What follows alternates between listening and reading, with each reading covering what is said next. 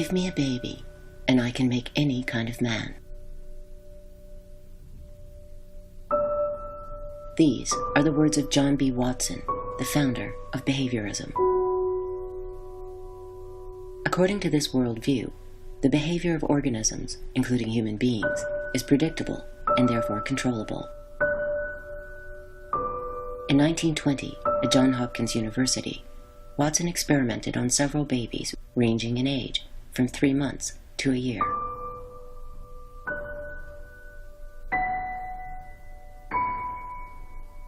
The experiments were remarkable in their simplicity.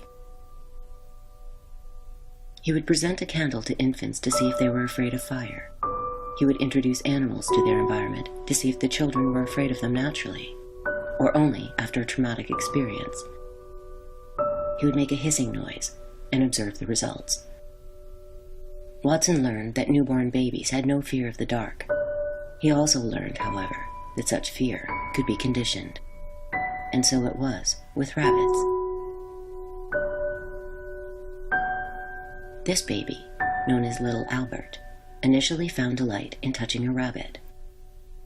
Yet, as Watson began to clang a steel rod and claw a hammer behind the child's head whenever he touched the creature, the reaction became not one of delight, but terror. Soon, the mere sight of the rabbit would elicit fear, even when no noise was provided, a fear that also extended to objects and textures of a similar type. From his experiments, Watson reached a radical conclusion which would come to define political and social engineering in the 20th century. The driving force in society, he claimed, is not love, but fear.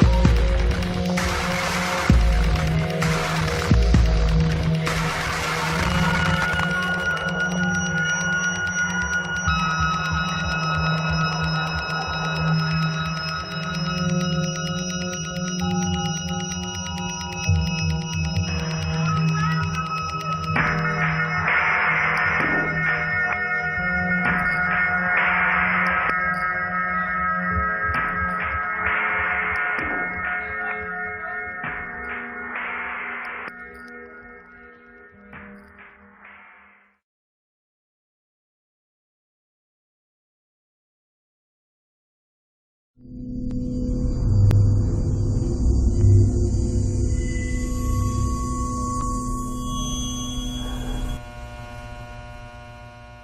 could speculate about why the rat was so useful. I mean, one thing, it reproduced really fast. Another thing is that people were not affectionate towards rats, so you didn't really need to worry about ethical objections unless something truly horrible was done. And finally, I guess you could see the rat as a metaphor for an animal that is tractable. Running a rat through a maze is a pretty understandable metaphor for most of us of running through life. And in fact, if you look at the history of the maze, it goes back through early Christian and even into Greek societies as kind of a metaphor for life. The idea that you somehow wind your way through a maze. Of course, in the Christian tradition, the maze is full of meaning and you're eventually trying to get to God. It's kind of a pilgrim's progress. Whereas in modern society, people like Nietzsche said that, life was like a maze that you could never run to the end of. But in the 20th century, in American laboratories, the maze was once again adopted as a symbol of hope, not a hope that one could get to God or to get to a meaningful life, but the hope that people could actually be controlled in a very scientific manner, that social life could be remade on the basis of scientific principles.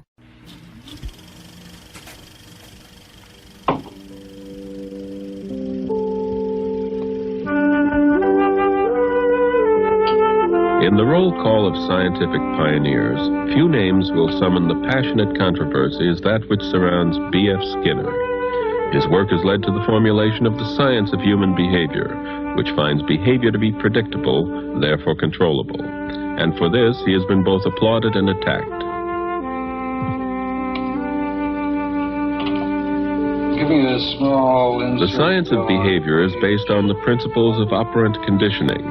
These principles and their practice have recently become known as behavior modification, sacrilege to some because it has to do with methods by which man can shape the behavior of others.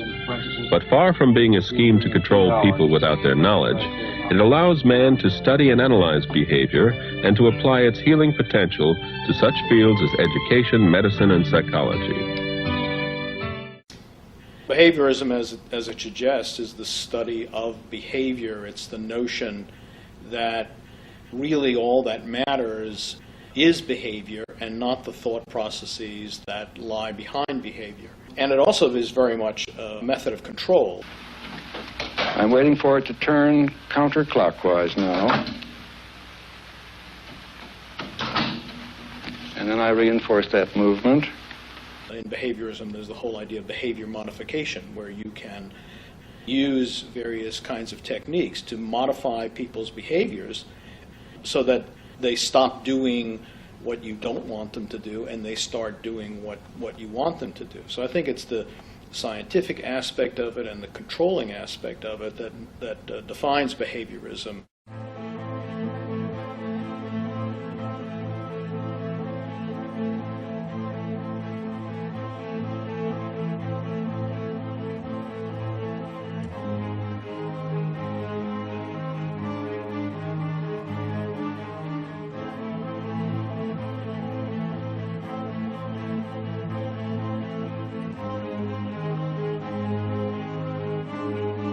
The philosophy of behaviorism is deceptively simple. It suggests that organisms can be viewed as flesh and blood machines. Like machines, we require fuel. Like machines, we can be put to work for a specific cause. Like machines, we can be repaired or redesigned for new purposes. And like machines, we can be compelled into performing a certain action at the push of a button. The science of human behavior had always intrigued philosophers, but it wasn't until the Enlightenment and the era of capitalist industrialization that men began to think that they could control life forms in the same way they controlled objects. Prior to that, when we think of the Middle Ages, even much of the Renaissance, the idea was that things were interrelated. They were organically a whole. In that sense, the Middle Ages had a lot in common with traditional peasant or folk cultures around the world. Things are seen as basically being a kind of giant web of influence. Everything was like a chain where if you plucked one part, the other part would resonate. That was the previous view, a worldview that had great advantages and also great disadvantages. With the scientific revolution in the 17th century, that view altered, in which things were seen as mechanical parts that interrelated. The mechanical philosophy of the 17th century was a very crucial step in the rise of capitalism, because capitalism does that. For example, it sees the earth at a distance. It sees the earth as something to be mined and exploited. It sees the earth as dead. So capitalism and the mechanical philosophy went together very well. And that, in many ways, made possible the Industrial Revolution, the rise of modernity. And there again, we can say there are great advantages to it, and also great disadvantages to it. Civilizations usually come as a package deal. There's a light side and a dark side. Every civilization believes in its own propaganda, so it tends to emphasize the light side and forgets about the shadows. For the behaviorists, it started with plants. Julius Sachs at the University of Würzburg enumerated a set of tropisms, defined as any directed response by an organism to a constant stimulus. An example is the way an ivy plant will turn its leaves toward the window in order to gain exposure to sunlight.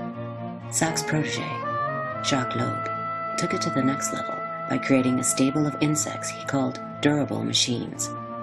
In his laboratory at the University of Chicago, he trained cockroaches through the use of simple tropisms. Because of the insect's bilateral symmetry, a light shone on one side caused it to move in the other direction. In Russia, Ivan Pavlov moved on to animals. The term Pavlov dog has become synonymous with the conditioned reflex. Pavlov discovered that a dog would salivate when it began to associate a stimulus, such as a ringing bell, with food. In America, John B. Watson finally graduated to human beings. John Watson was an extremely interesting character in the history of American social science and also the history of American advertising, which is a not insignificant connection between the two. His dissertation in 1906 was about the kinesthetics of the rat as it navigated a maze, and his idea was that he could remove one by one the senses of a rat, like remove its ability to see, remove its ability to hear, its ability to feel, and then see whether the rat could still make its way through a maze that it had been trained to navigate. So in his mind, rats were always stand-ins for human beings and human subjects. He called it Psychology as the Behaviorist Views It, and it was basically his manifesto for behaviorism. And in it, he declared that behaviorism was a science of human behavior and that there was a method available to make a technology by which human beings could be shaped in any way that a scientist desired. Watson always was interested in control. One finds this theme throughout his work. He said, "Give me a baby and I can make any kind of man." Watson continued to experiment on babies and other living things until his star began to fade. At the end of his life, he wrote nostalgically of his failure to put together what he considered the ultimate experiment in social engineering, a multi-ethnic baby farm. "I sometimes think I regret," Watson wrote, "that I could not have a group of infant farms where I could have brought up 30 pure-blooded Negroes on one, 30 pure-blooded Anglo-Saxons on another, and 30 Chinese on a third, all under similar conditions." Watson's dream may seem bizarre to modern ears, but implicit in the concept was a real desire to see the question of race answered once and for all. He was not unlike thousands of other researchers at prestigious universities across the United States. In the late 19th century, alongside the rise of Jim Crow segregation in the 1890s, what you saw is that corporations developed a much more elaborate way to justify the fact that the wealthy corporate elite, which was without exception white, to explain the reason why. That reason has its basis in what became known as the eugenics movement. You were born with either good genes or not good genes.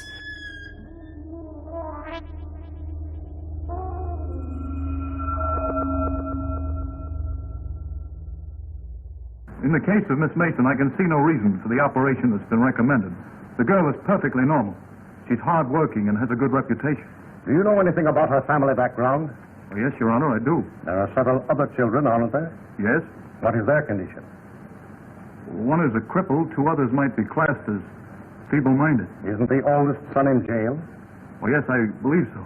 And knowing all that, you still contend that this girl should be allowed to bring more people like that into the world? Those who have good genes should be encouraged to reproduce, and those who are, quote, unfit should be discouraged from reproducing, from having children.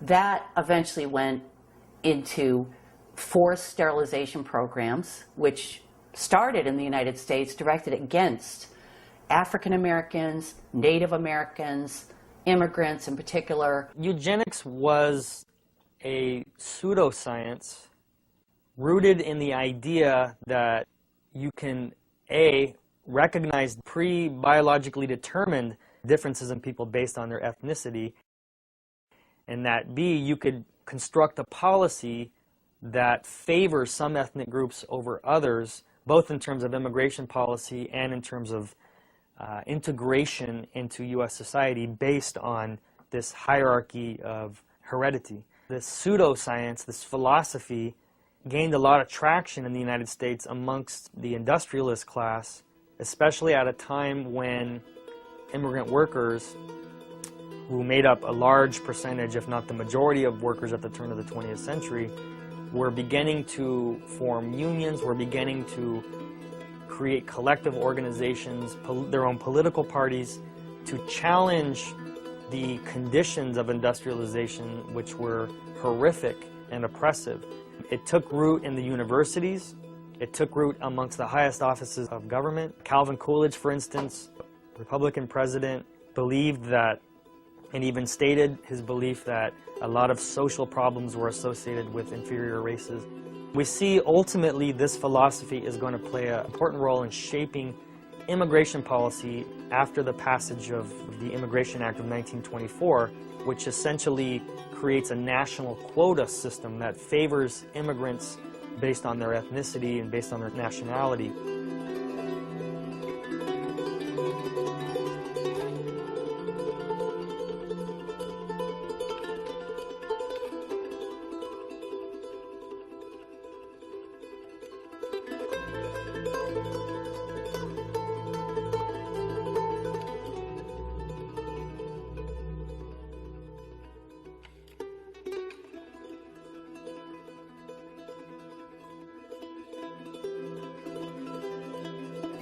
One fact that is important to understand about the eugenics movement is that it was created and funded by the corporate elites that ruled America coming into the 20th century. It was the Rockefellers, the Harrimans, the Kellogg family of the cereal. They funded these research programs at universities, all of it created, funded by these corporate families. The Rockefellers in particular played a particularly devious role. As the eugenics movement developed, it went in a really horrible direction.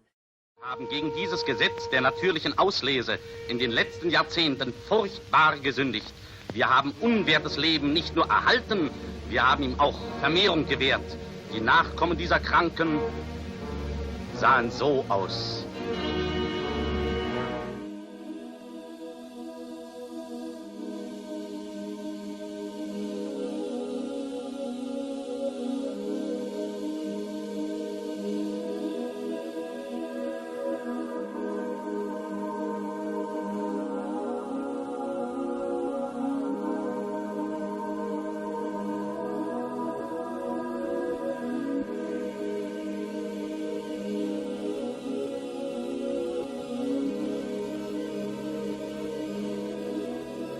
The Rockefellers would play a key role in the advancement of social engineering in the years between the Great Wars. Between 1922 and 1929, an arm of the Rockefeller Foundation gave out almost $50 million toward the pursuit of the social sciences around the world. According to historian Judith Sealander, the spur was a need for better organization in society at large.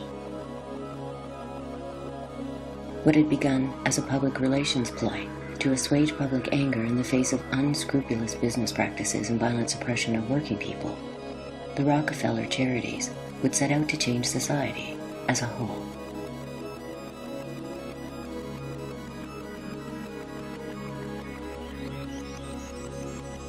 The Yale Institute of Human Relations was founded in 1929. It was given us $7 million initially from the Rockefeller Foundation, just a couple of months before Black Tuesday occurred in October of 1929. So according to my calculations, if you factor in all the money that Rockefeller eventually gave the Yale Institute and the other monies from the government, this was the largest social science project that's ever been funded in history.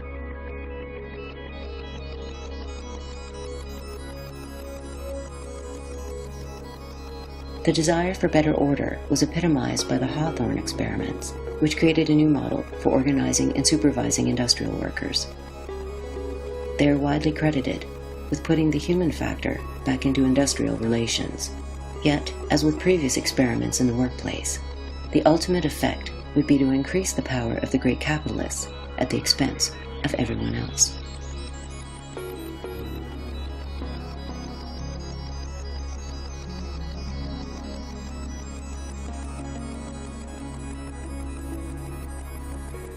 The story of what is now termed scientific management, or Taylorism, begins decades earlier when Frederick Winslow Taylor was hired by Bethlehem Steel to increase efficiency in the industrial workplace.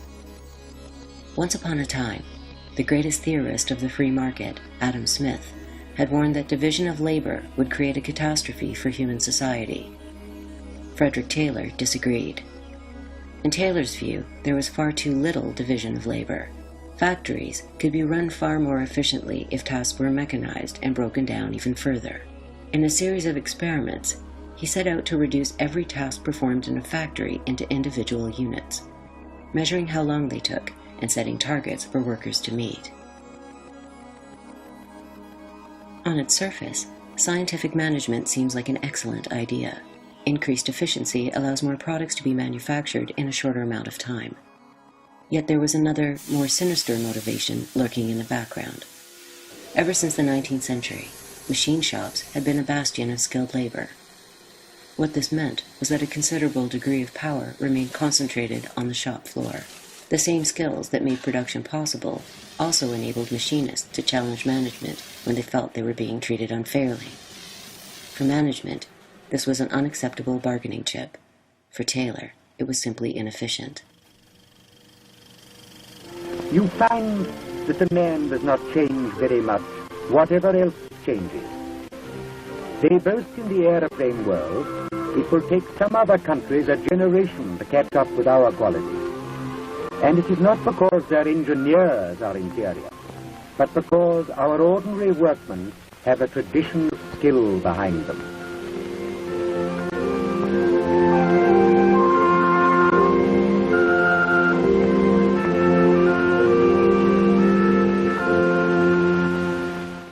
Taylorism was certainly about de-skilling. It was about studying what skilled workers did to decompose those tasks into their basic elements and then teaching people to do specific aspects of it without learning the entire set of or array of activities that were involved and are involved for a skilled person. In that sense, it's a mechanism of control because you dictate to people, well, you do this part of the entire task and you don't do anything else, and you dictate to 8, 10, or 12 people various specific aspects of the whole task rather than allowing a skilled person to decide how the entire tasks should be done. So there's very much control involved there. To the degree that this involves de-skilling and involves control, it tends to take power away from workers. It takes power away from, therefore, the collectivity of workers, and therefore makes them less likely to be rebellious, makes them less likely to form various kinds of movements that would operate against, let's say, broadly, the capitalist system. So this is something that management thinks is a good idea for the workers, but is not a good idea for them. They have to be free to be creative. And in fact, Henry Ford, in his biography, said exactly that. Basically, he said something like, I'm too smart to have these kind of rational principles imposed on me. But those stupid workers out there, we need to impose those principles on them because they wouldn't know what to do if we didn't impose those principles on them. So rationalization, McDonaldization, is always something that those on top want to impose on the bottom, but something they don't want to affect their work at all. Henry Ford, in effect, invented the automobile assembly line and more generally the system that came to be known as Fordism. One aspect of Fordism had to do with hierarchical control over workers, and more specifically, the control over workers by the assembly line. So all a worker might do, for example, is put a hubcap on a car as that car went past as it was being constructed on the assembly line. So instead of a thinking, creative, skilled worker, you had a kind of mindless kind of worker who repetitively did the same task over and over again. Well, that kind of worker is robot-like. You are forced into a series of robot-like actions. The most interesting thing for me about McDonaldization, or Weber's broader concept of rationalization, is the idea of the irrationality of rationality.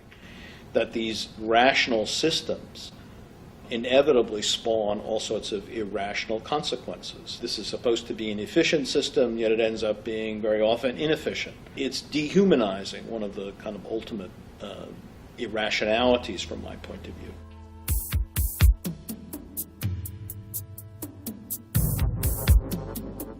In their study, Where Have All the Robots Gone?, Harold Shepard and Neil Herrick confirmed what many had long suspected. People trapped in an unrewarding work life were not only more likely to be dissatisfied, but were also more likely to suffer from low self-esteem, a feeling of helplessness, alienation, and to be plagued by a variety of mental disorders. The workers who were the most dissatisfied and whose mental health was the most impaired were the least likely to vote or participate in community organizations. If you work in an environment where you're beaten up all the time, well, you're beaten up. Moreover, if you work in an environment that is so fragmented, that so robs you of dignity and so robs you of the expression of your own capacities, then they'll be diminished. You'll be deadened. You'll be bored. You will be reduced in your potentials, and you are not too likely to take initiative in other domains either. This is why Taylorism is pursued. This is why fragmenting of work is pursued. It weakens the workers, not just on the job, but in their communities too, which is what you want to do so that they don't take more of the income from themselves, thus reducing profits for the elites. So it's a perfectly sensible policy, a perfectly sensible approach, a devil's approach, but a perfectly sensible approach from the point of view of those at the top who are trying to stay there and who are trying to advance. Moreover, if they don't, they just get wiped out. So it's not even really an option. What you'd have to do is to create a new kind of economy in which these situations and these conditions don't restrict our options. The corporate entity, corporate person, it's not really a person, but call it an entity, is it pathological? Answer yes. Why? Because it drives toward profit regardless of the broader implications. It doesn't matter if your drive toward profit induces pain and suffering, promotes, generates black lung disease in a mine, or pollutes the environment, or literally destroys the society. It doesn't matter. You're forced by the nature of the social relations inside and among corporations, the market system, to pursue, to accumulate, to pursue profits.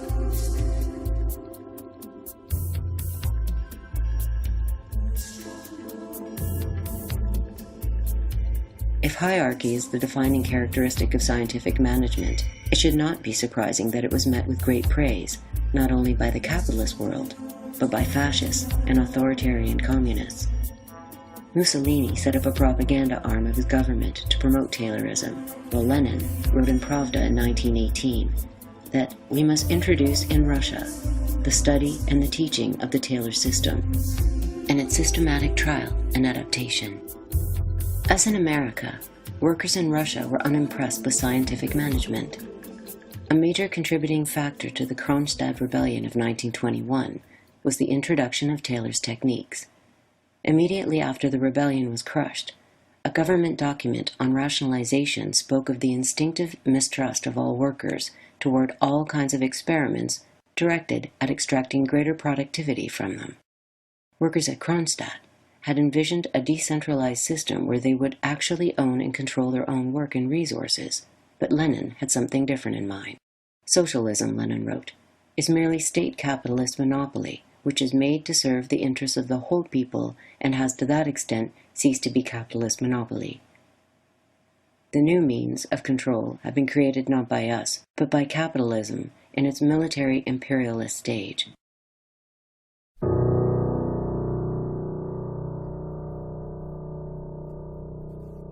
The Leninist system was one of the greatest blows that socialism suffered in the 20th century, maybe second only to fascism. I mean, as Lenin took power, among its first acts, along with Trotsky, were to destroy the socialist institutions that had arisen in the pre-Bolshevik period.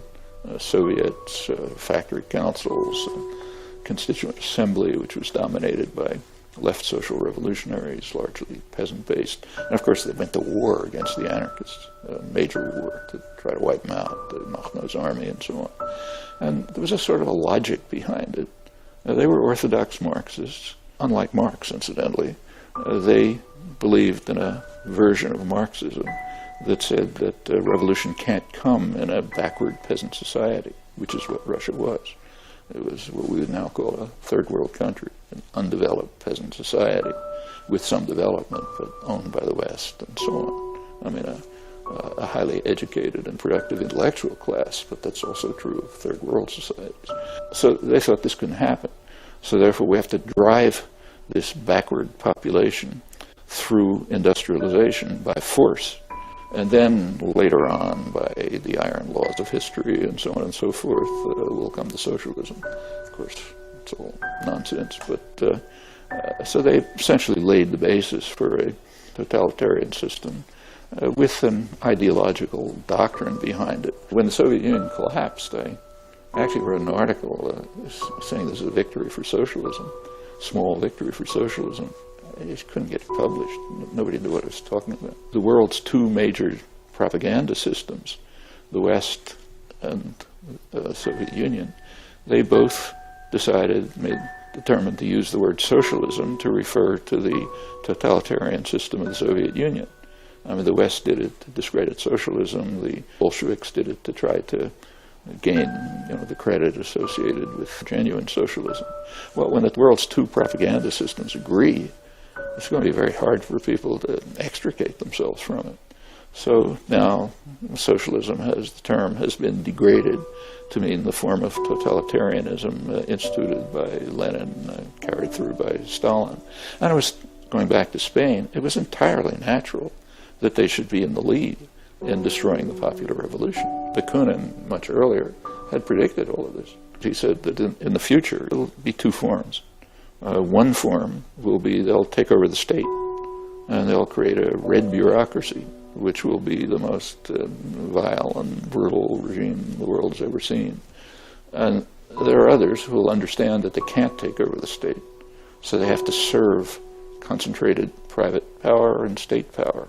And they'll be the technical intelligentsia who, implement the policies of the masters in what we now call liberal democracies, which is a very good prediction.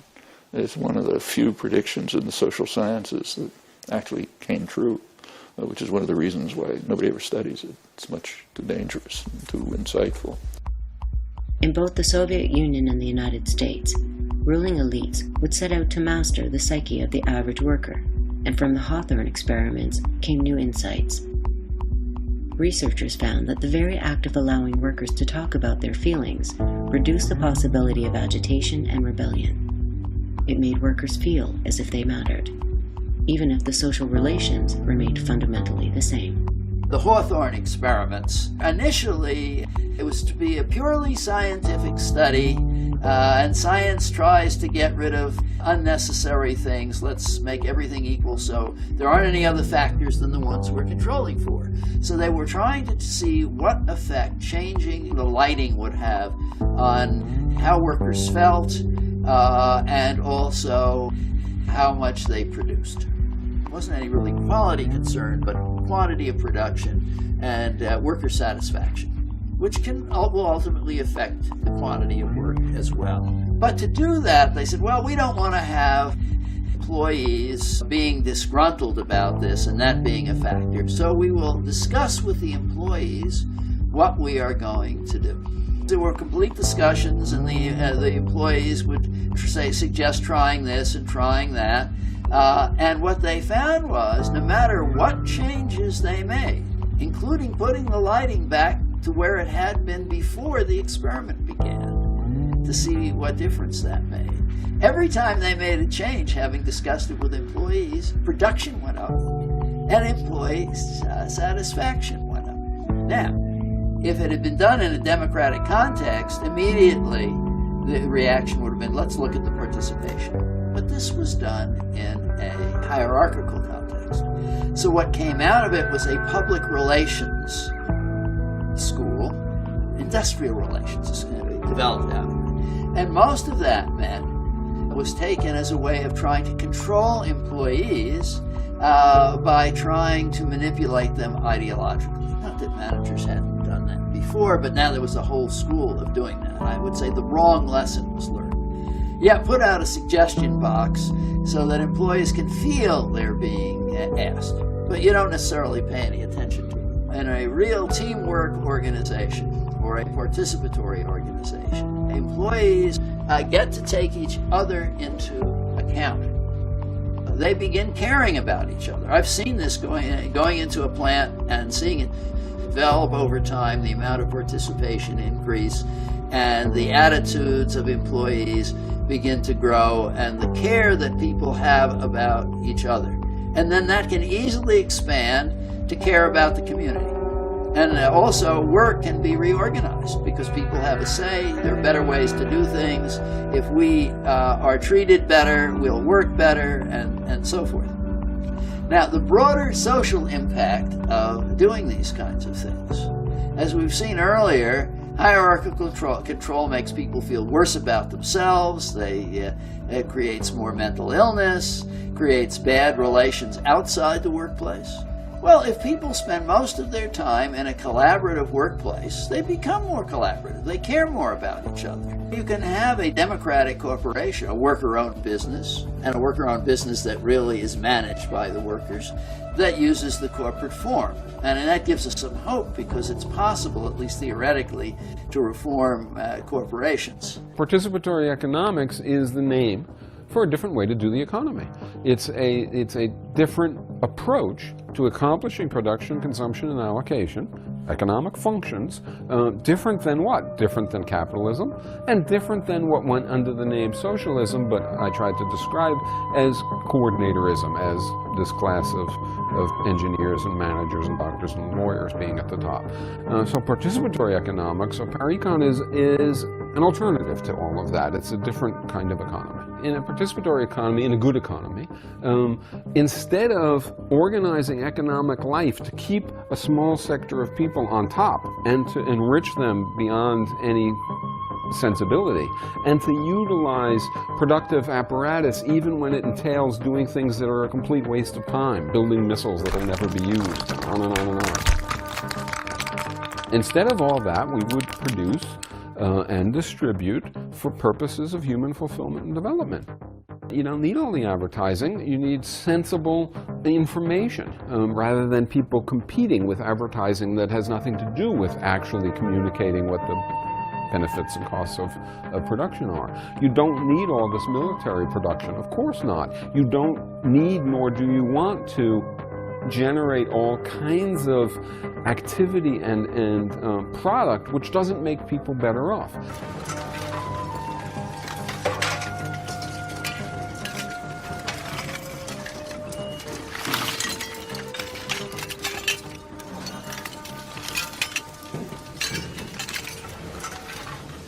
As workers around the globe continue to struggle for workplace democracy and equal rights, mass production continues apace. Taylorism combined with human relations make up the cornerstones of worker management in the 21st century. In China, scientific management has taken on nightmarish proportions. So extensive is the division of labor that millions of people are forced to perform roughly the same motion thousands of times a day. In the United States, workers in some assembly plants are required to be in continual motion for up to 57 seconds a minute. In Indonesia, sweatshops owned by corporations like Nike chart productivity down to 1,000th of a second. In offices and service industries, corporations are increasingly resorting to video surveillance and computerized monitoring. One of Frederick Taylor's descendants, John Taylor Gatto, has rebelled against his forebears' legacy. An award-winning teacher, he has also rebelled against the state of his profession.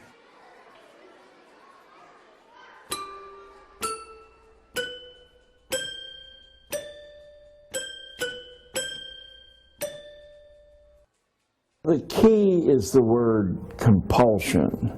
The idea of drawing all children, all young people, into some universal program administered by the leader or the leaders is as old as Plato, probably older.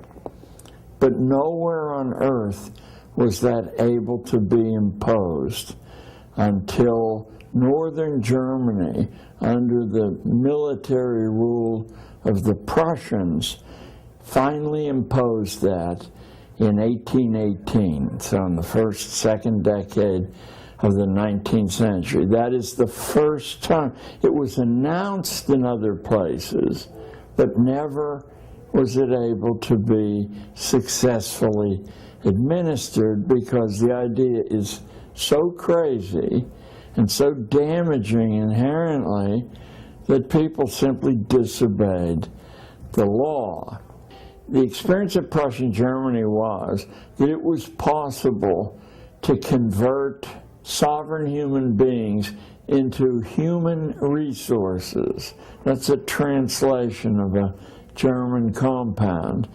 And that by making these people incomplete, making them unable to think in contexts, but they could be converted into specialist tools for management, scientific management. Horace Mann was hired by the railroad and coal interests of New England to bring about compulsion. He had no interest in schooling. He was an ambitious young politician.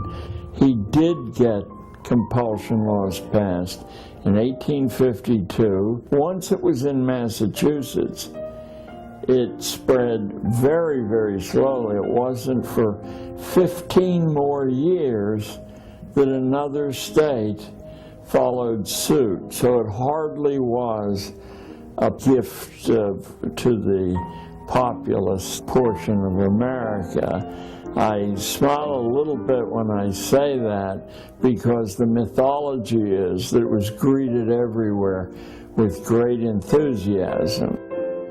Not only did parents resist compulsory schooling, they sometimes did so violently. So vehement was the opposition in Barnstable on Cape Cod that state militia were brought in to march children to school under armed guard. A primary reason why the mass of the American population resisted compulsory schooling was a widespread belief that its purpose had little to do with education and everything to do with control. Their suspicions were well-founded. An undercurrent of class warfare runs through early American education documents. The U.S. Bureau of Education Circular of Information for April 1872 explains that inculcating knowledge teaches workers to be able to perceive and calculate their grievances, thus making them more redoubtable foes in labor struggles. Such an enabling is bound to retard the growth of industry. 16 years later, in the report of the Senate Committee on Education is equally explicit. We believe that education is one of the principal causes of discontent of late years, manifesting itself among the laboring classes. The first Red Scare, in my judgment, is the trigger event for the embedment of compulsion schooling in the United States. The Red Scare of 1848 is probably the reason that one American state fell under the compulsion regimen. There are literally thousands of books from the period 1880 to, say, 1920, roughly, that deal with how you scientifically engineer a factory or a church congregation or young people in school. School which followed a general outline of converting kids into obedient tools, now took on a very, very mechanistic aspect under this surge of scientific engineering. In 1903, the Atlantic Monthly called for adoption of scientific management in schools. Prominent education theorist William C. Bagley stressed a need for unquestioned obedience. The new system would train children for life in 20th century America, their role to fulfill the needs of commerce, industry, and government.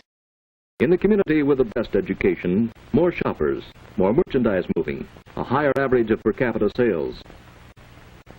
In the other community, fewer shoppers. Maybe things will look up in the long run. In the first community, there's a larger magazine circulation per 1,000 population. A much smaller circulation in the second community, a decline in demand. The student of typing, shorthand, and business machines becomes a producer upon graduation, a tax-developed community asset. He prepares for radio and electronics. His future promises a profit on the taxes invested in him. As education raises the cultural level, so it must also introduce youth to the know-how of production and stir interest in precision, efficiency, and service. With graduation, the community receives a new supply of young people who want a better life on the one hand and who have the ability to work for it on the other. Now the tax investment returns to the taxpayer. In order to aid in the process, the Gary Plan was introduced. It had a new organizational scheme in which different subjects would be taught by different departments. Similar to the breaking down of factory jobs under Taylorism, students would be herded from classroom to classroom in order to digest a stream of standardized factual information. Like Pavlov's dogs, they would do so at the ring of a bell. Children, go where I send. Where will you send me? I'm going to send me one by one. I want but a little baby, a born by the Virgin Mary. Born in Bethlehem. Children, go where I send me. Where will you send me?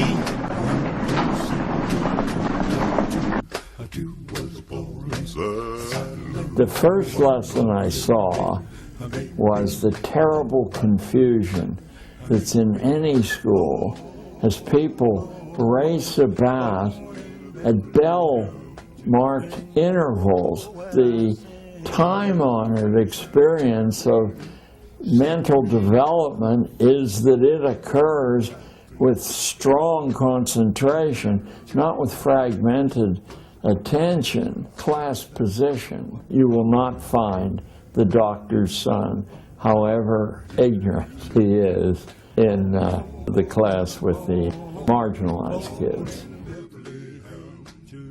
Indifference is wonderful. This is a factory to create indifference to intellectual things, to ideas. They have to be whipped, ordered, and disciplined to do anything. Or, just as bad, they have to be offered bribes to do it. Emotional dependency, sure. Probably half of these 60 million kids who attend school in the United States, removed from their own families at a very vulnerable age, become emotionally dependent on a pat on the head, a smile, avoiding an insult. Intellectual dependency. In spite of rhetoric to the contrary, a teacher's nightmare is invested in those kids, if any, who actually have learned how to think for themselves.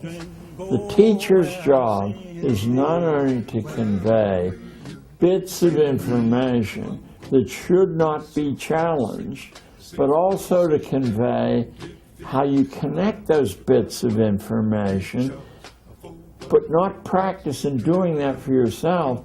You memorize someone else's connection. What is a circle? Billy Henlow.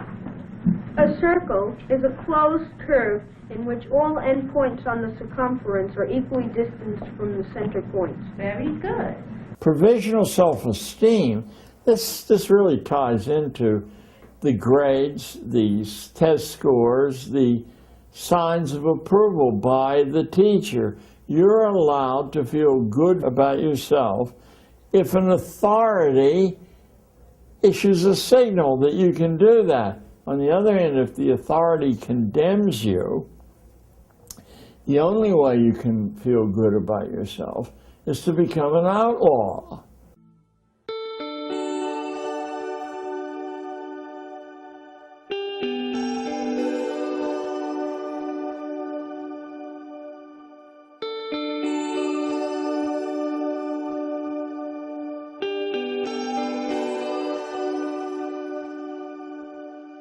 What are we trying to do? If our goal is to help kids become critical thinkers, lifelong learners who really enjoy thinking and reading and playing with numbers and ideas, if we want to help them become good learners and good people who can create and sustain a functioning democracy, then education would look very different from the way it looks right now, at least in our culture. We would have to question the use of grades. What research finds is that when kids are trying to get good grades in school, three things tend to happen. They begin to lose interest in the learning itself. Now the purpose is just to get a good grade rather than to engage with the question or problem at hand. Second, they tend to think less deeply and retain knowledge for a shorter period of time compared to kids who don't have any grades. And third, they tend to pick the easiest possible tasks. That's not because they're being lazy, it's because they're being rational. If we tell kids we want to see a better report card, we want to see higher grades, naturally they'll pick the shortest book or the easiest project because that maximizes the chance of achieving that goal. So regardless of what your goal is, if you're interested in assessing kids and teachers and schools to see are we doing a good job here, you would never need tests in order to see whether kids are learning and where they need help, and you would never need grades to report the results of the evaluation we place on those assessments. We would certainly do away with standardized testing, the kind of testing used in particular states or provinces where everyone takes the same test and then you compare everyone's scores. These tests tend to measure what matters least. It tends to be a good marker for family income because what standardized tests mostly measure is the size of the houses near a school. But it's the case that some of our deepest thinking kids just don't do well on tests. And some kids who get great scores have never had an original idea in their lives. Well, I thought you just judged by tests. Oh, no. There are many other things besides tests that we use. Of course, we do consider a child's general ability and the way he scores on standardized tests, but that's not all.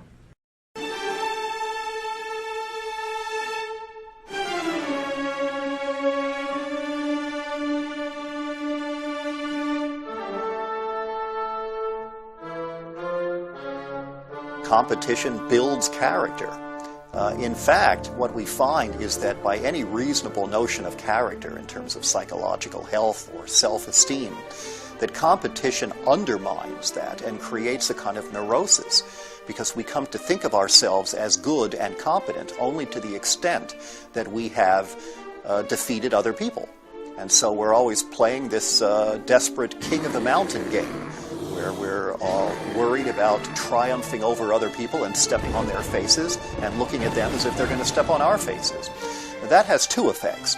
One is it's horrible for us in terms of psychological development, because there's a perpetual sense of disease and anxiety. But second, it very logically has a destructive effect on our relationships. We compete because we're raised that way, not because we're born that way. I mean, take, for example, the belief in survival of the fittest, which is seen as a Darwinian notion. In fact, Charles Darwin never even used the phrase survival of the fittest. That was coined by a right-wing social thinker in the 19th century named Herbert Spencer, who tried to corrupt Darwin's thinking to his own reactionary political purposes. What Darwin talked about was natural selection, which means that the individual organism that's best able to adapt to a changing environment is more likely to be around to survive and reproduce. But that doesn't specify competition as a mechanism. In fact, often the active avoidance of competition, if not the deliberate pursuit of cooperative strategies, turns out to make it more likely that organisms and entire species will survive. The research consistently shows that competition not only isn't necessary for excellence, but tends to impede excellence on most tasks. And the more challenging the task, the more ingenuity, problem-solving skill it requires, the more competition tends to disrupt that achievement. Excellence pulls in one direction and competition pulls in another. And in fact, another kind of research study corroborates that. If you take a whole bunch of people and give them a task to do, some kind of problem to work out, and half of them are told, see if you can figure out how to do this task, and the other half are told, this is a contest with a prize to whoever wins, whoever does the best job, study after study after study across cultures, across gender, across ages, find that the people who have to compete, end up doing an inferior job on that task. At the moment, it appears as though much of what happens in schools in North America is really for the convenience of people who have most of the power. There is, if anything, an active discouragement of critical questioning. Corporations claim they want kids who are able to think outside the box, but only so far as they're caught within a larger box that works to the advantage of the free market, which means that the market economy, based on competition, based on economic rather than human considerations, ends up controlling the system. Today, many people assume that antisocial and even violent behavior by young people is a completely natural phenomenon. Yet anthropological studies reveal this to be a myth. Our widespread use of the term juvenile delinquency exposes not only the failure of modern schooling, but of an important concept given expression by the behaviorists. They called it the frustration-aggression hypothesis.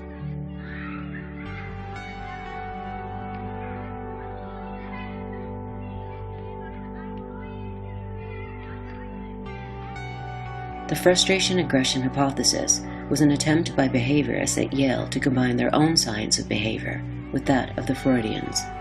Simply put, when people perceive that they are being prevented from achieving just rewards, their frustration is likely to turn to aggression.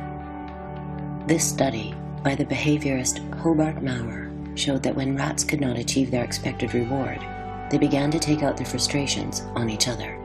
The scientist notes that two animals which have lost their hold on the pellet, frustration, will be seen to turn on each other, displaced aggression. Similarly, in a 1941 experiment, toys were placed behind a wire screen where children could see but not touch them. When they eventually gained access to the toys, their play became considerably more destructive. On the one hand, human beings are not rats. armed with the necessary information, we can come to a logical conclusion about who is to blame for our frustrations in life. Rightly or wrongly, we often point the finger squarely back at ourselves. Yet in the hands of politicians and demagogues, frustration and aggression can be a potent tool in deflecting anger onto scapegoats. They want to throw white children and colored children into the melting pot of integration, throughout of which will come a conglomerated, mulatto, mongrel class of people. We are the Ku Klux Klan. We hate niggers, we hate Jews, we hate faggots, and we hate spicks. We kill the faggots, we kill the lesbians. I said, God damn it, we kill them all. Why kill the elder crackers, the old crepit crackers in South Africa? How in the hell you think they got old? They got old oppressing and killing black people. I'm not going to discuss it. If he says murder gets murdered, if a murderer gets murdered or slain, capital punishment, that's fine with me. Line them up and we'll clean up our nation overnight. Start with the abortionists. Might as well get rid of a few of those beasts. I'm so sick of them! I'm so sick of the brainwashing about Islam and Muslims and the Quran. Shove it! Shove it all! I'm sick of it! Take the music off. These throwbacks think they're better than you underneath it all, and 90% of them are on welfare. Speak it out at the supermarket. Tell them what you think of Islam. Tell them what you think of Muslims. We're talking about illegal immigration. So now, in addition to venereal disease and the other leading exports of Mexico, women with mustaches and VD, now we have swine flu. And when you scoop up some of the world's lowest of primitives in poor Mexico and drop it down in the middle of the United States, poor, without skills, without language, not sure our culture, not sure our hygiene, haven't been vaccinated, look at all the things we take for granted. It's millions of leeches from a primitive country come here to leech off you. I don't know what happened tonight, and I don't know why. Also, the gay agenda and Harry Potter. Professors, the 101 most dangerous academics in America, and that's just a short list of the 40,000 of them. They're like termites that have worked into the woodwork of our academic society, and it's just it's appalling. Scapegoating, and the hope is that by deflecting the anger of people, which might be directed against the system itself, deflecting the anger against these other people, the system would save itself. In the South, the black people became scapegoats, and you directed the anger of white people. Poor white people in the South were the people who joined the Ku Klux Klan. These poor white people might have rebelled against the governments of the South and against the national government, but no, they were told that black people were the source of their problem.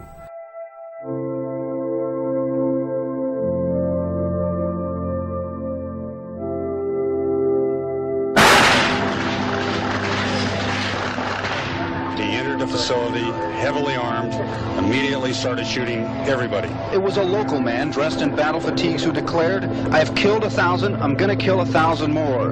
41-year-old James Huberty reportedly walked into the restaurant carrying a semi-automatic rifle and 2 other weapons, enough ammunition to last 2 hours.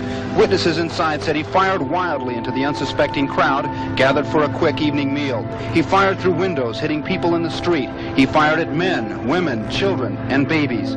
Bullets fly, leaving a local family scared to be in their own home. Tonight, investigators say hate was driving the man who pulled the trigger. Deputies say last month someone opened fire on the Hashims because they're Muslim. I need to know who hates us that much, who wants us to die. Authorities in California are urging Jewish schools and temples to stay alert following a shooting at a synagogue in L.A. The attack happened in the same area of Bushwick where another Hispanic immigrant was killed. Vera left a food pantry here at his church in Lower Manhattan, carrying his groceries. He biked across the Williamsburg Bridge and into Bushwick, where police say he was allegedly struck in the head, then thrown off his bike as 3 black males yelled anti-Mexican slurs. On the left-hand side of your screen, you can see the 2 attackers shove and punch Jack Price, the openly gay victim, now in a medically induced coma. The attack accelerates, with both suspects flailing their arms at the helpless 49-year-old. There was utter pandemonium outside the university building as ambulances carted away the injured. Police have now confirmed 14 students dead, all women. Another dozen people were hurt, caught in a rampage that witnesses called a human hunt, with the gunman yelling, "I want women." There's an interesting perspective that comes out of many studies in psychiatric anthropology, which suggests that mental illness is not just a standardized, invariant thing like diabetes, for example. Diabetes is always the same wherever you are in the world, but mental illness seems to take different forms. Once a person takes leave of reality, once a person abandons the ship of fools, the form that the psychosis takes is often dictated or at least shaped by the dominant culture. Thus, for example, in traditional Ojibwe society, where there was a belief that once a person went insane, this is the Wendigo psychosis, that he or she might eat human flesh. And thus a proportion of people who, feeling that they've left reality, no longer feeling control, begin to act out the particular form of psychosis that their culture is aware of. Multiple murderers tend to differ from the conventional single murderers. The ordinary murderer is very uniform everywhere in the industrial world. He's very much a bottom of the working class figure. He's addicted to drugs or alcohol. He has no education or professional qualifications. This is the sort of person who, in a fit of rage, kills a friend or a lover.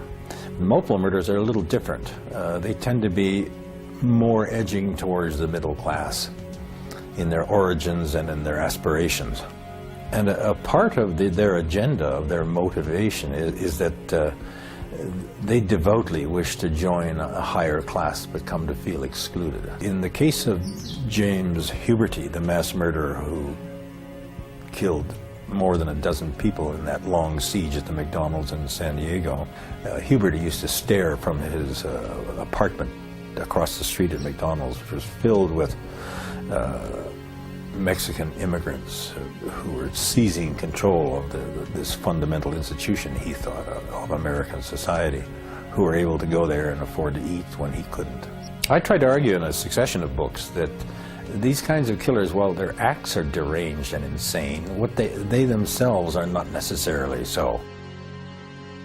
Rather, they are alienated individuals who wish to end their life in a way that allows them to release their grudge against society for their perceived exclusions. Multiple killers may be statistically rare, but I've tried to argue that they represent central cultural themes. They embody many of the main ideas in their culture.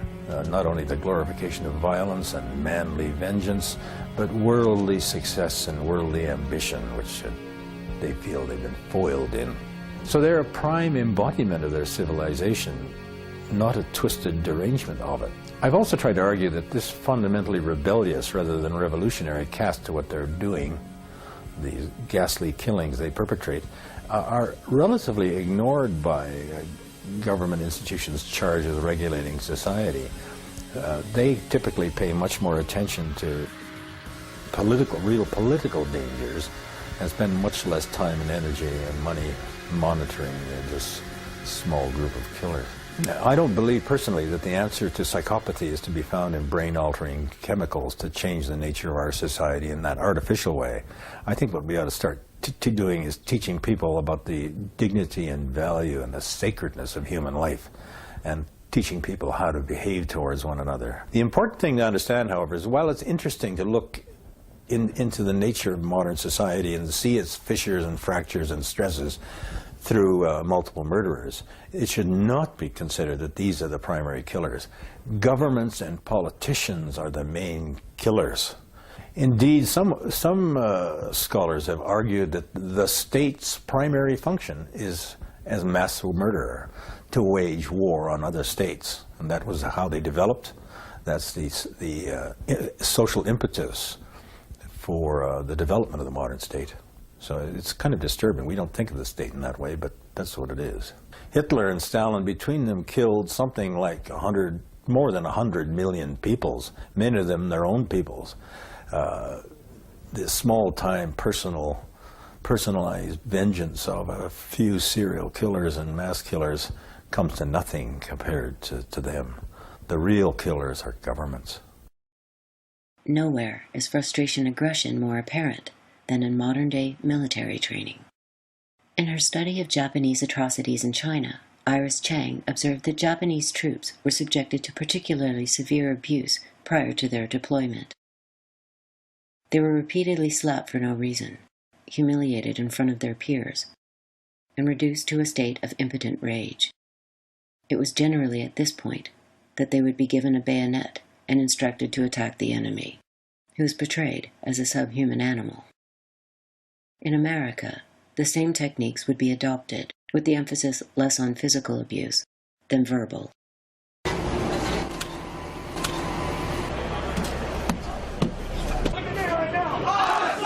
You respond with aye, aye, sir. Do you understand? Yes, sir. Get off my bus right now. Yes, sir. Hurry up! I don't want to let's go! Hurry up! They're scared. That's pretty much what it boils down to. You have a recruit that has no idea what the Marine Corps is about. Remember 2 pages. Slow and slower. Let's go. Hurry up.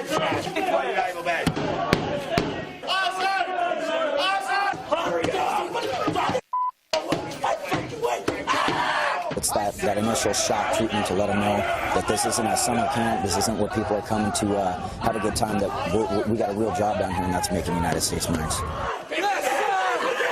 My family was poor. I mean, we used to live on dirt roads, and, you know, we used to wear sandals most of the time, or, I mean, we're humble, you know. We used to probably wash our same clothes 2 or 3 times a week, because that's basically pretty much what we had. I wanted people to see that, you know, this is where I come from, and look at me now, I'm a Marine. I come from the poor side of town, you know, so anybody else could make it as well. You know, some type of motivation for my little brothers and my little cousins, something they could look forward to. Light them all up. 202 traffic, 260. Come on, fire!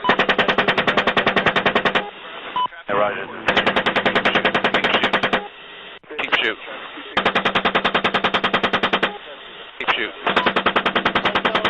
Bushmaster 2-6. Bushmaster 2-6. Damage, Kyle. All right. I hit him. All right, you're clear. All right, I'm just trying to find targets again. Frustration aggression is one of the most effective ways of managing a population. By directing a person's rage against selected minorities or outside enemies, the true cause of an individual's frustration can be effectively diverted. Yet in many ways, the theory is a symptom of something deeper. In order to engender real hatred against a particular group, that group must first be feared. And it is in the realm of fear that behaviorism made its most disturbing contribution.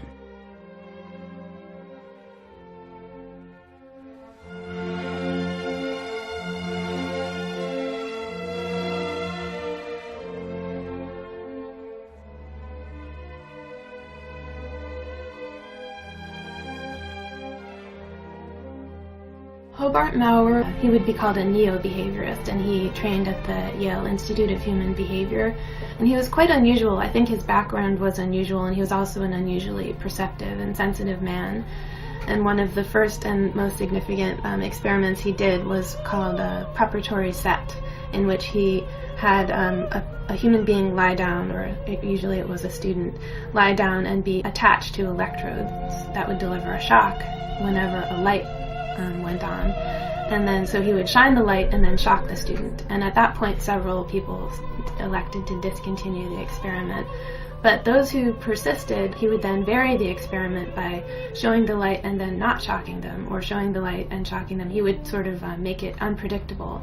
And he discovered that people's state of anxiety and fear actually increased when the shock didn't come, when they were just waiting for a shock to come, or when they didn't know if a shock would ever come. And he said it actually created an atmosphere of pervasive fear and anxiety, and he even called it dread or terror. We have to remind ourselves that we are facing an enemy that is planning all over this world, and it turns out planning inside our country to come here and kill us. And he said that that atmosphere could be ratcheted up progressively the more the experiment continued and the more unpredictable the shocks were, so that after a while, when the shock came, the pain actually was experienced as relief and almost pleasure by the subject. He called it a nervous breakdown, or what he described in another part of the article as the ultimate demoralization of behavior. What he extracted from this experiment was the idea that there was such a thing as a coercive stimulus that could actually be used to create an environment of dread or terror or anxiety from a low to a high level, and that the scientists could actually, it was almost as if they were turning the volume on a stereo. They could decide how much of that atmosphere, how intense they would like it to be. Needless to say, a creature in a highly fearful environment will be eager to escape to a new environment. This includes human beings. Maurer suggested that new behavior patterns could be quickly created through his techniques. The prospect of creating new behavior patterns quickly and efficiently became an obsession during the Cold War, when the Central Intelligence Agency assumed dominance in the field of mind control experimentation.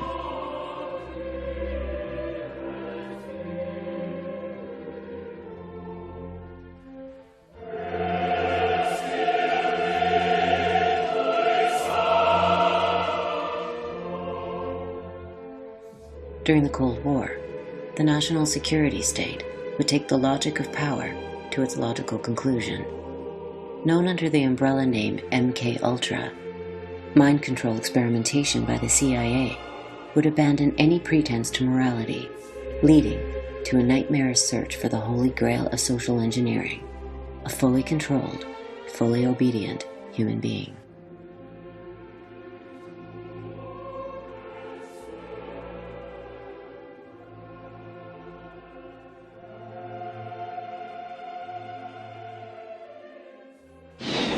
Coming up on Secrets of the Dead, as World War II winds down, the Allies race to capture Hitler's best scientists and technology.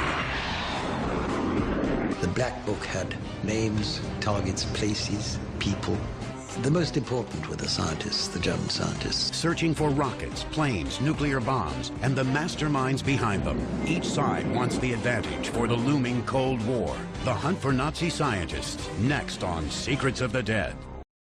The majority of media on the subject of Project Paperclip has centered on German rocket scientists recruited by the United States to prevent the Soviet Union from establishing military supremacy.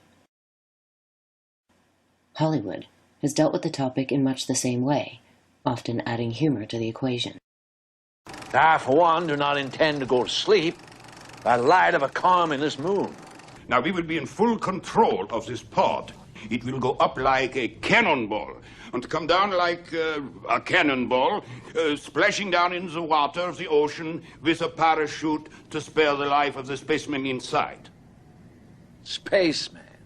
Specimen. Well, what kind of specimen? A tough one. Responsive to orders. I had in mind a chimp. Chimp? Well, what the hell is a chimp? Chimp, a chimpanzee, Senator, an ape, huh? The first American into space is not going to be a chimpanzee. Seldom discussed with equal candor is the recruitment of Nazi scientists who specialized in human experimentation. Among them were Kurt Blome, who tested sarin nerve gas on prisoners at Auschwitz, and Hermann Becker-Freising, who conducted fatal experiments at Dachau.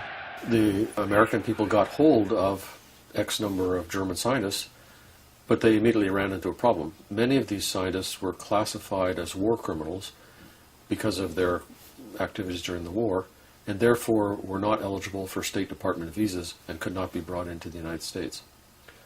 So what the CIA did was create several of these different programs, including Paperclip, and their purpose was to, number one, recruit these scientists, and then number two, bring them into the U.S.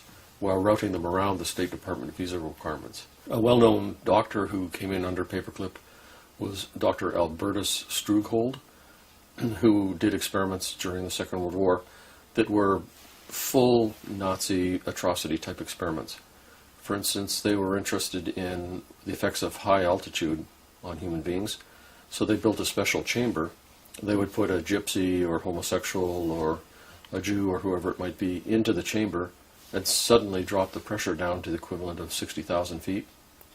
This obviously was excruciating and caused the person to die.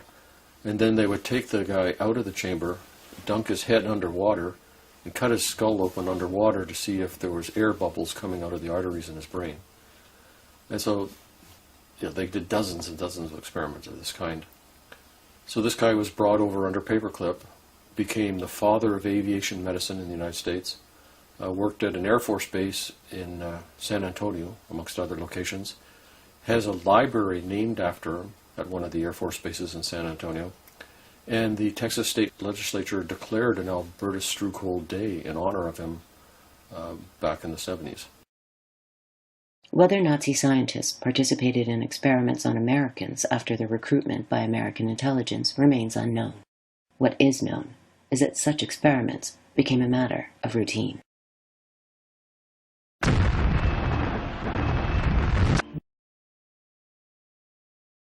Some of the studies were relatively harmless, if unethical. In 1966, the U.S. Army's Special Operations Division dispensed a non-toxic bacillus to the New York City subway system by way of cracked light bulbs. Other experiments were not so harmless.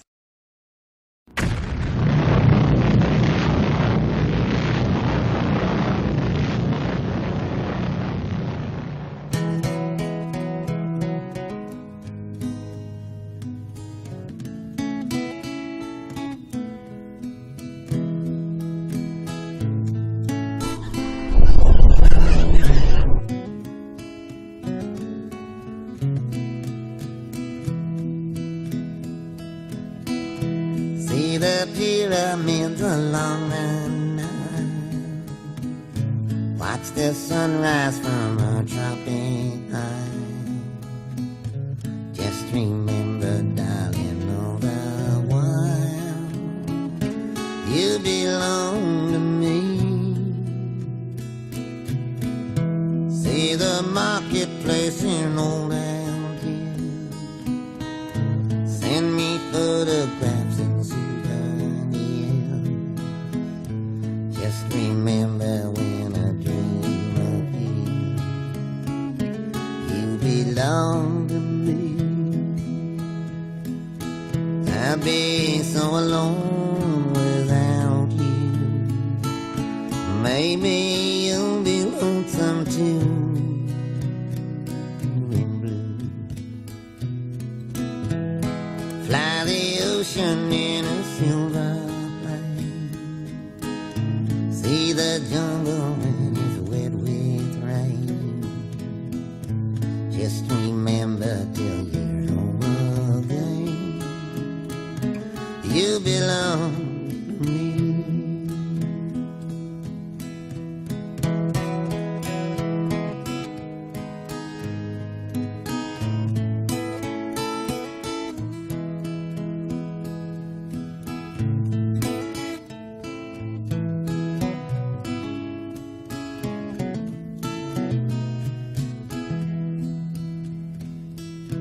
I'll be so alone without you. Maybe you'll be lonesome too.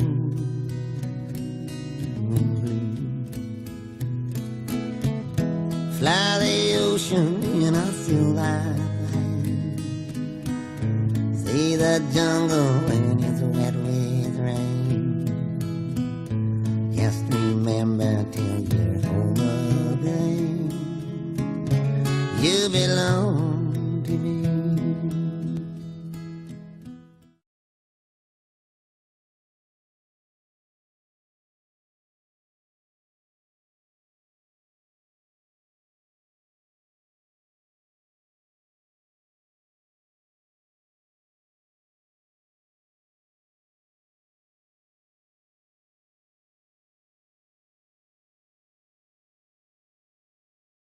It was in this environment that U.S. mind control experimentation came into being.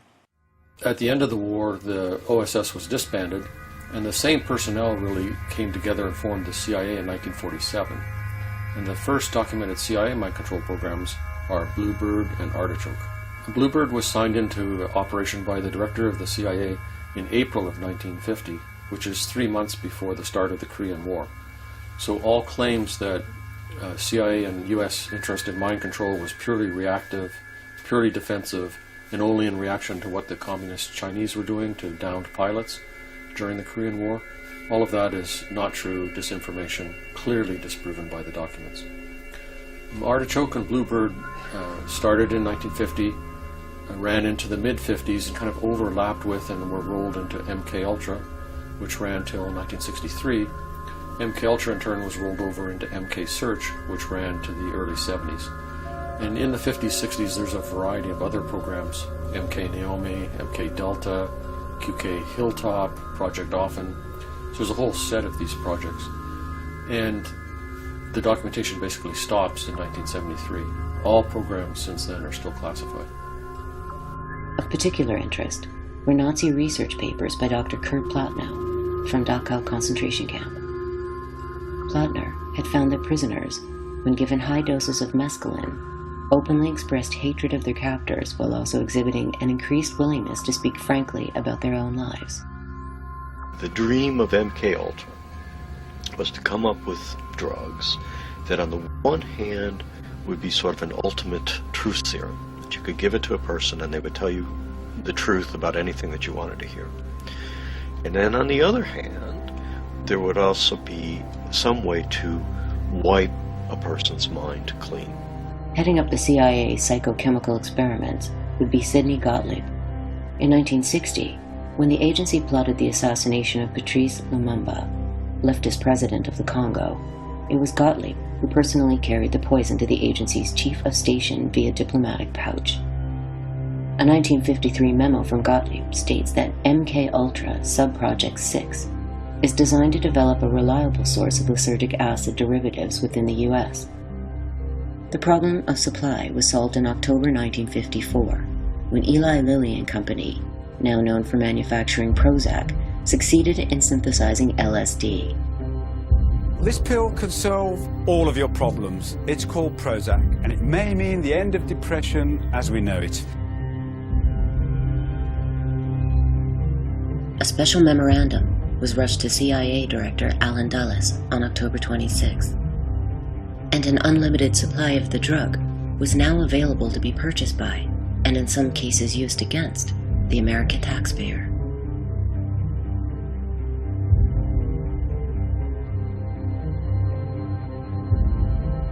As with the behaviorists, they started with animals. Here, we see millions of years of evolution turned upside down when a cat is given LSD. Soldiers came next.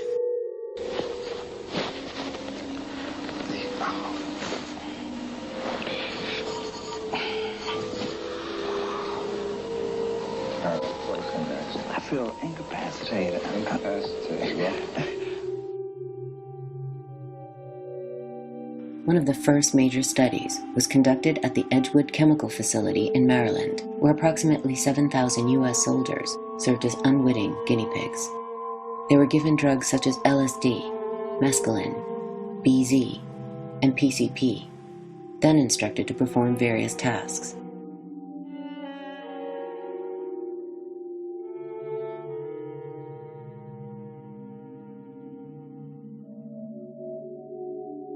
Looking back at early behaviorist experiments, the analogies were obvious.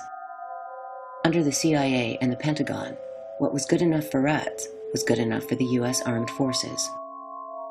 More than 1,000 of the soldiers emerged with mental health problems. Some attempted suicide. No compensation was offered. In a later experiment, and with the full approval of the National Institute of Health, Gottlieb arranged funding for a project at the Addiction Research Center in Lexington. Heroin addicts, mainly young black men, were kept on LSD for an incredible 77 days, a feat described by the center's director, Harris Isbell, as the most amazing demonstration of drug tolerance I have ever seen. But they would not stop there. Segment 3 this evening is titled The Children and the CIA. We've learned a lot of unknown activities of the CIA in years past, some of them disturbing, to say the least. Tonight, we'll learn of the agency's interest in children. Paul Altmaier of our investigative unit has assembled these facts. These are home movies taken in the 1950s at a European camp of the Children's International Summer Village, a program designed to bring together children from around the world for a better understanding of one another. NBC News has learned that the CIA was studying these youngsters, some as young as 11, as possible future recruits. The studies took place at summer camps in Hannefest, Norway, and Vienna, Austria, in 1959 and 1960. According to CIA documents we have examined, this was Sub-Project 103 of the agency's top-secret MK Ultra program. San Antonio, Texas. NBC News has also learned that the CIA paid for a study of adolescence here and in 2 other Texas cities, Austin and El Paso, in 1958 and 1959. It was a study of how youngsters behave without adult supervision. This study, MK Ultra Sub-Project 102, refers to data being collected on 462 subjects in 7 secondary schools. No child is identified by name.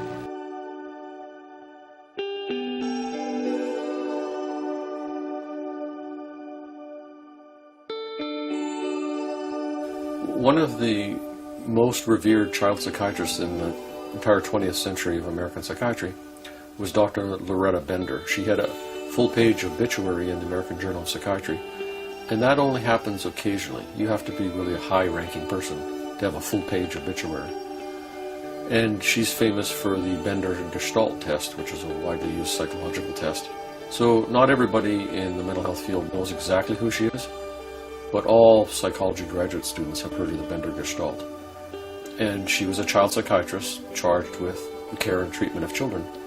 And she operated at Creedmoor State Hospital in New York in the 60s. Her funding source is not stated in her papers. So where she got the LSD from and whether she was directly funded by the military or the CIA is not documented. But she attended many CIA-sponsored LSD symposia, talked with, was on panels with, interacted with most of the leading CIA and military LSD contractors. So I would say it's unbelievable that she didn't know that all of this was basically run by the CIA and the military.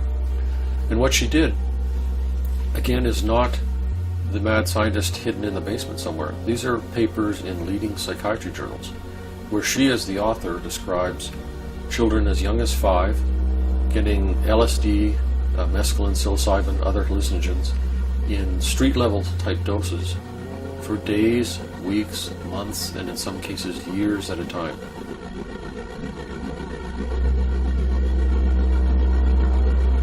Under the rationale that somehow this was going to be helpful treatment.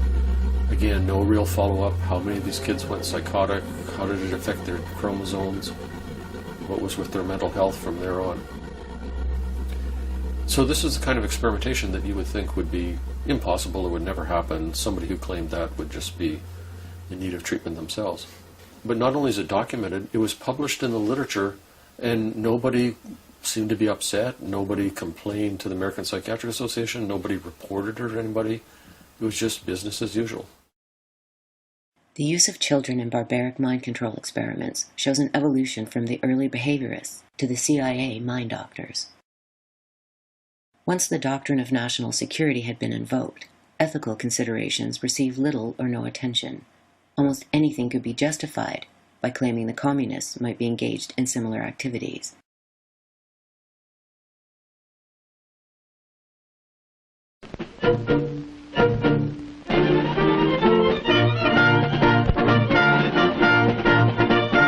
You've got to be able to take it. Your body's got to be able to take it. Because service means new physical demands on strength and endurance. During the Korean War, in 1953, during the cessation of the war, American soldiers were returned home who had been prisoners of war in China. They started exhibiting very strange behavior.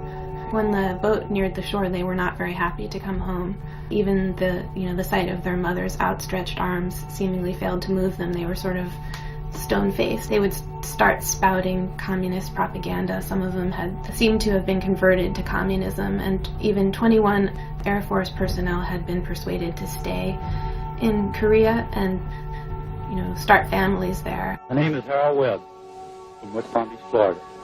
My name is Aaron Wilson from Urania, Louisiana. This is a very happy moment for me, for now I'm free. In smaller or large ways, they had collaborated or cooperated or allowed themselves to be coerced by the enemy.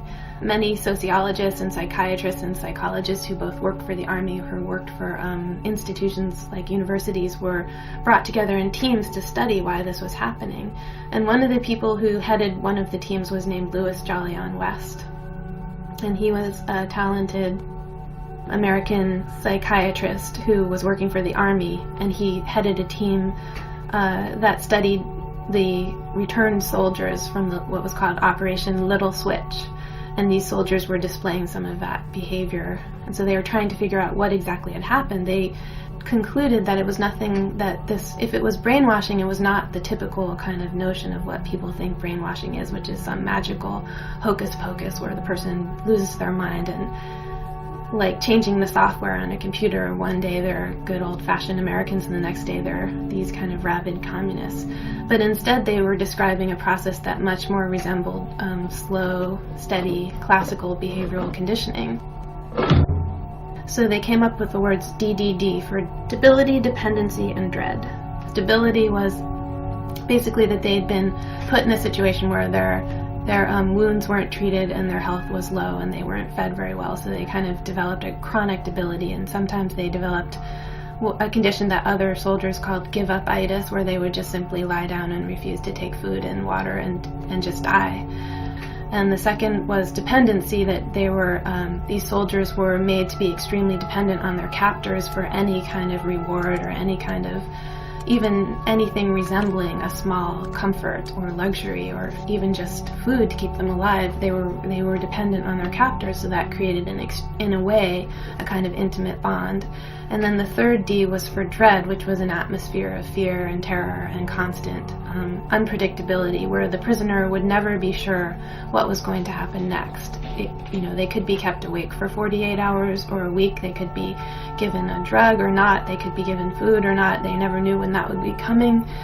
And they never knew if their captors would be treating them decently or not. So there was an atmosphere of this kind of extreme unpredictability. And all of that together was what they called DDD, which they said could basically be explained through behavioral principles. And what it resulted in was a dismantling of the self, or a demoralization of, to go back to Maurer's idea, the ultimate demoralization of behavior. While the purpose of the study was to find out about communist brainwashing techniques, CIA documents show that the agency was interested in developing mind control methods of its own.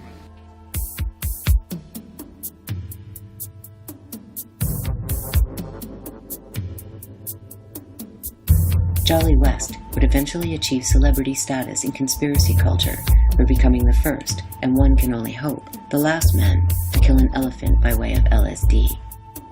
The elephant's name was Tusco. He resided at the Oklahoma City Zoo and died after a cartridge containing 3,000 times the accepted human dose of LSD was fired into his rump.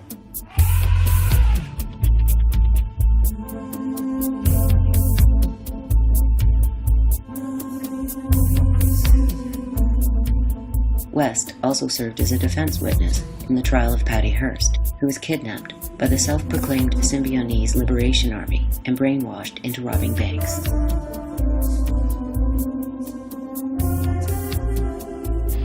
There's some feeling among experts, and particularly her family, that Patricia Hearst was brainwashed by the Symbionese Liberation Army. One thing cited to substantiate that is that 2 known SLA members, including the slain leader Donald DeFreeze, were inmates at a California prison where sophisticated methods of mind control are practiced on some prisoners. And drugs are a vital part of therapy here. everything from sleeping pills to prolixin, a heavy tranquilizer used to control schizophrenics. What concerns the critics of prison therapy, however, is the danger that the tools of modern psychiatry can also be applied to a captive prison population for convenience instead of treatment, not to make sick inmates better, but simply to make them behave. In his 1973 State of the State message, then Governor of California, Ronald Reagan, announced plans for the establishment of a biomedical facility at Vacaville. It would be called the Center for the Study of the Reduction of Violence, and would use techniques pioneered by José Delgado. Delgado had gained worldwide fame for stopping a charging bull in its tracks by using a gadget he called a stimoceiver, a remote-controlled device that triggered electric impulses in the animal's brain. Neurophysicist Dr. José Delgado was financed by the Office of Naval Research.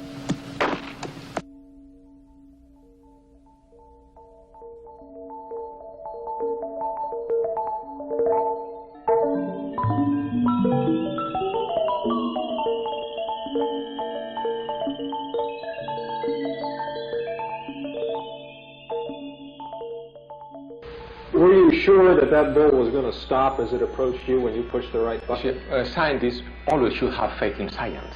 I have faith in science. Recently released CIA documents refer to the feasibility of remote control of animals, and that special investigations will be conducted toward the application of selected elements of these techniques to man. In Delgado's papers, he's basically implanting electrodes in the brains of human beings and experimental animals. In one of these papers, he refers to the animals as mechanical toys. In the Harvard team, there's pictures of a 16-year-old girl. In one picture, she's staring off into nowhere with a bland, empty expression on her face. In another picture, she's strumming on her guitar. In another picture, she's furiously pounding on the wall, all totally controlled by which button is pushed in the neurotransmitter box. When you open somebody's brain like this and you put an electrode in and you keep it in for a long period of time, you're exposing that person to the risk of brain infections, meningitis, seizures, and death. For prison officials at Vacaville, the idea of controlling inmates through remote control was a tempting prospect, and drafting the outlines of the new program was none other than Jolly West. West's proposal recommended psychosurgery as a tool for controlling prison populations and crime. Remarkably, he also recommended using schools in Chicano and African American neighborhoods to screen for possible, quote, genetic defects. The project was terminated, but only after public outrage forced officials to backtrack. West's research would lead to new dreams of what he called the psychophysiology of conditioning. West noticed that DDD bore an interesting resemblance to post-lobotomy syndrome, as well as altered states of consciousness produced by certain drugs, hypnosis, and mental diseases like schizophrenia. In all of these cases, the notion of self, of free will, is displaced by something more obscure. In West's words, the patient loses all recollection of the fact that he formerly possessed a space-time image which served to explain the events of the day to him. With these ideas in mind, large funds were poured into the Allen Memorial Institute in Montreal, headed by Scottish-born psychiatrist Ewan Cameron.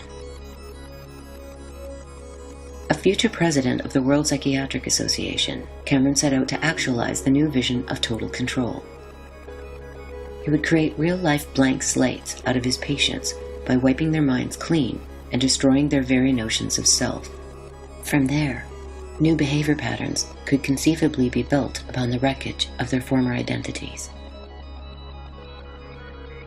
The Allen Memorial Institute at the time was probably the leading academic center of psychiatry in Canada, attached to McGill University.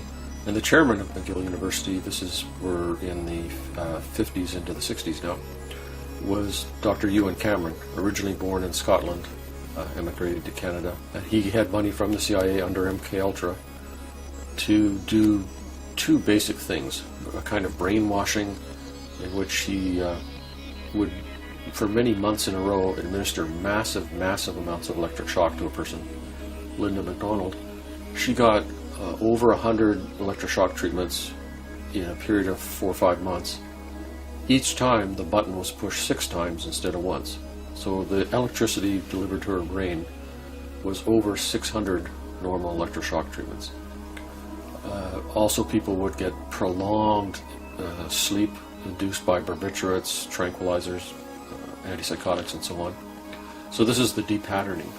And what would happen from this massive shock and drug-induced kind of sleep is what happened to Linda McDonald. She went into the hospital in the spring, slightly depressed, otherwise perfectly normal, functioning, intact person with 5 kids. By August, she was incontinent of urine and feces, unable to feed herself, didn't know her name, didn't know where she was, didn't know what year it was, didn't recognize her husband, and didn't recognize her children. So it's a complete wiping clean of the brain. They shipped me up to what they call the sleep room, and they gave me all of these electroconvulsive shock treatments and megadoses of drugs and LSD and all of that, and I have no memory of any of that. Nothing of that time of the Allen Memorial or any of my life previous to that. All gone. Wiped. When she was released, she had to very laboriously learn how to play guitar, how to boil an egg, how to keep track of her kids. And this was the purpose of the experimentation. And obviously the CIA was interested in this only for one purpose, which is if they had somebody and they wanted to wipe out their memories, would this method work? And Ewan Cameron proved that it could. Building up the new identity was called psychic driving. And one of the techniques was they played either in Ewan Cameron's voice, one of the other doctors' voices, or in the person's own voice.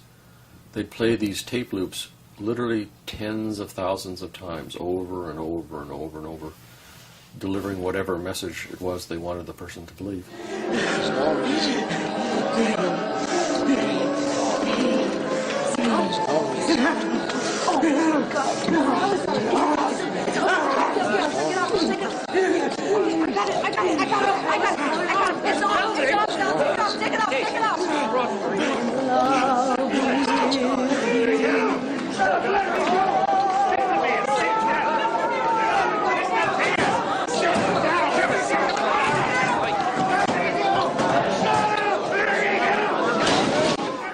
One of the disinformation cover stories about all of this is, well, first of all, it never happened. But then when it comes to light and there's lawsuits and publicity, then the next level of cover story is, well, that was back then, that was a different time, different standards applied. We wouldn't do that today. But actually, in fact, all the ethical standards of 2010 applied absolutely at the end of the Second World War and applied back in ancient Rome and Greece. They were clearly unethical, immoral, destructive, unprofessional, harmful to the brains and to the lives of the subjects. In some of the experiments, not the ones at McGill, but other ones, as reported by the doctors in papers in psychiatric journals, in some of the experiments, people died. In other experiments, they went psychotic. They were then treated with shock therapy. So long-lasting psychotic reactions, worsening of symptoms, creation of new symptoms, and in some cases death, are described by the doctors in their own papers where they're discussing the research. During the Cold War, and this is up until the early 70s when the documentation stops and everything is classified, there was extensive, systematic, pervasive, structured contracting by the leading figures of psychiatry and the leading medical schools with the CIA at the top secret clearance level. The typical universities on the list would include Cornell, Harvard, Yale, Tulane, UCLA, University of Minnesota, Denver University, and so on. So it was not just some mad scientist in a basement somewhere. Therapeutically speaking, the experiments of the MK-Ultra psychiatrists were a complete failure. Yet, they were useful in at least one respect. The manual is called Kubark. Dated 1963, it is a how-to guide compiled by the CIA for interrogating suspects. In other words, a torture manual.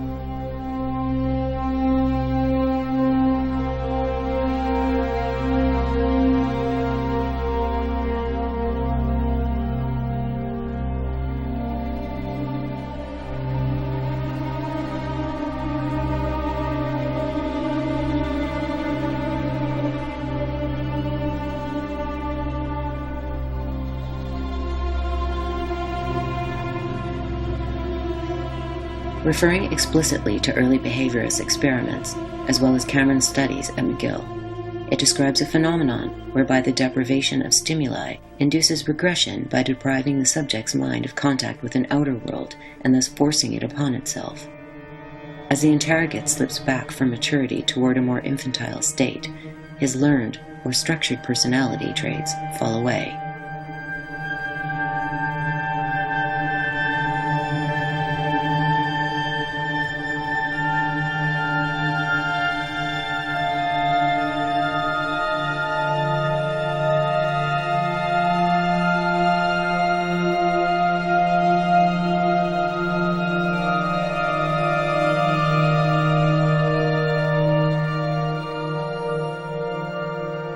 Rather than red-hot pincers, iron maidens, and racks, the tools of choice would become the stress position, sensory deprivation, and electroshock. The manuals that they wrote, which were based on the earlier behavioral experiments, were directly adopted during the War on Terror. What happened was, during the 70s and 80s, these manuals had spread in Latin America and other places for use in counterinsurgency movements, and these techniques had never really gone out of favor. So if you look at Guantanamo Bay, as of 5 years into the war, there had been 10 to 20,000 interrogations that took place there. So it's, you hear about the extreme interrogations, but what was really going on was a kind of routinization of the process of interrogating people and creating these environments in which they never knew if it was day or night, if it was going to be cold or hot, if they would be subjected to loud music or terrible babies crying or Sesame Street, or that it was a completely unpredictable environment that created an atmosphere of stability, dread, and dependency. And that also is linked to the importing of people called behavioral science consultants, or biscuits, who were often anthropologists or psychologists who would come and kind of oversee and monitor these interrogations. Many decades later, the U.S. government's mind control projects retain an aura of mystery. Former CIA Director Richard Helms claims to have shredded most of the remaining documentation. Yet Miles Copeland, a former CIA officer, claims the congressional subcommittee which went into this got only the barest glimpse of the U.S. government's attempt to control the human mind. Whatever the case, exotic mind control techniques would not be required for the ultimate goal of controlling the opinions and behavior of the American public. The answer would come in the form of a small, flickering box. The behaviorist Ivan Pavlov was the first scientist to explain why moving images are so attractive to human beings. We instinctively react to any sudden or novel visual stimuli because of our biological orienting system. In evolutionary terms, this was and is necessary both for exploration of our environment and for defense against potential predators.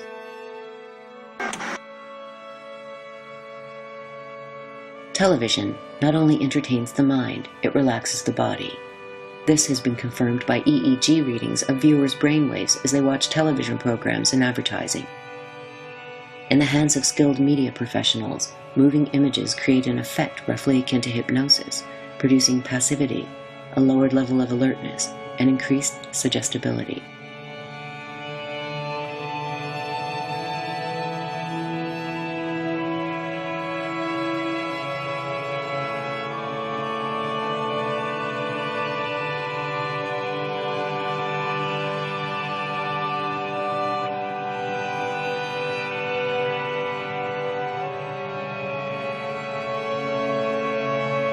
But some will get through to your home.